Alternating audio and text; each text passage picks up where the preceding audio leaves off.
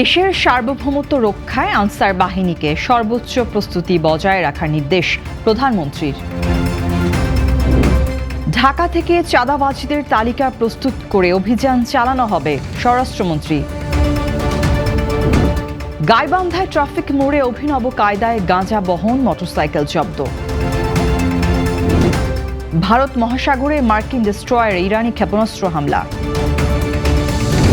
কলা বিক্রেতার কন্যা মিলি এখন এশিয়ার ফুটবলে আলোচিত নাম।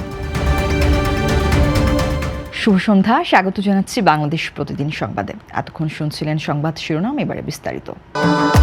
ভবিষ্যৎ হোক নিরাপদ, বিনিয়োগ হোক বিশ্বস্ত, আর আমার পছন্দ সল্ট বে।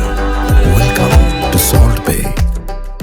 দেশের শান্তি, নিরাপত্তা ও সার্বভৌমত্ব রক্ষায় বাংলাদেশ আনসার ও গ্রাম প্রতিরক্ষা বাহিনীকে সর্বোচ্চ প্রস্তুতি বজায় রাখার নির্দেশ দিয়েছেন প্রধানমন্ত্রী তারেক রহমান।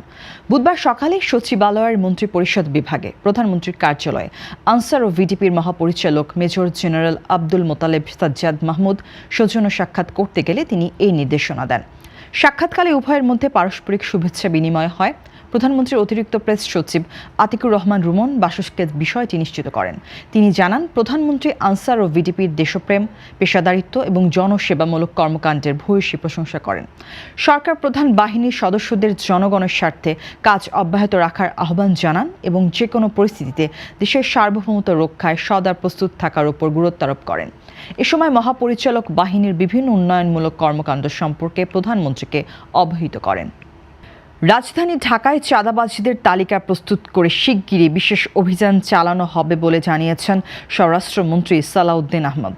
বুধবার 4 মার্চ সকালে ঢাকা মেট্রোপলিটন পুলিশ ডিএমপি সদর দপ্তর পরিদর্শন শেষে তিনি কথা বলেন।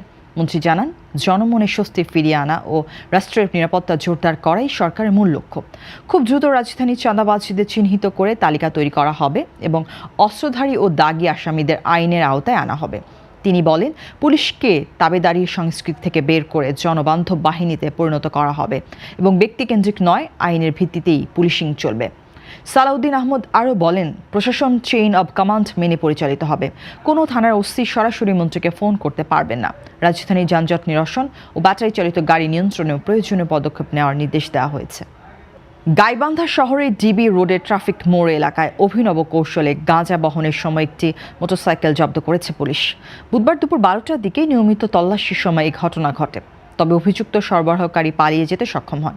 পুলিশ জানায়, চেকপোস্টে তল্লাশিকালে পুরাতন বাজার দিক থেকে আসা একটি বাজাজ পালসার 150 মোটরসাইকেল পুলিশের উপস্থিতি টের পেয়ে সরে যাওয়ার চেষ্টা করে। সন্দেহ হলে কর্তব্যরত পুলিশ সদস্যরা মোটরসাইকেলটি থামানোর সংকেত দেন। এ সময় আরোহী গাড়িটি ফেলে দ্রুত পালিয়ে যান। পরে মোটরসাইকেলটি জব্দ করে তল্লাশি চালিয়ে সিটের নিচে ও জ্বালানি ট্যাঙ্কের ভেতরে বিশেষভাবে লুকিয়ে রাখা বিপুল পরিমাণ গাঁজা উদ্ধার করা হয়। পুলিশের প্রাথমিক ধারণা, উদ্ধারকৃত গাঁজার পরিমাণ 10 কেজিরও বেশি। এ ঘটনা আইনগত ব্যবস্থা প্রক্রিয়াধীন এবং পলাতক ব্যক্তিকে গ্রেপ্তারের চেষ্টা চলছে। এবারে আন্তর্জাতিক।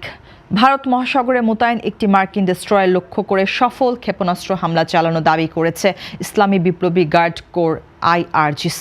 বুধবার ভোরে দেওয়া এক বিবৃতিতে সংস্থাটি জানায়, অপারেশন ট্রু প্রমিস 4 এর অংশ হিসেবে হামলা পরিচালিত হয়েছে। বিবৃতিতে বলা হয়, ইরানি উপকূল থেকে প্রায় 650 কিলোমিটার দূরে একটি মার্কিন ট্যাঙ্কার থেকে জ্বালানি সংগ্রহের সময় ডেস্ট্রয়ারটিকে লক্ষ্য করে কদর 360 ও তালাইও ক্ষেপণাস্ত্র নিক্ষেপ করা হয়। গোয়েন্দা তথ্যের বরাতে দাবি করা হয়েছে, হামলায় ডেস্ট্রয়ার ও ট্যাঙ্কার উভয় জাহাজে অগ্নিকাণ্ডের ঘটনা ঘটে এবং আকাশে কালো ধোঁয়া দেখা যায়। IRGC এই অভিযানে ইরান বিরোধী মার্কিন ও জায়নবাদী আগ্রাসনের জবাব দেওয়া হয়েছে বলে উল্লেখ করে।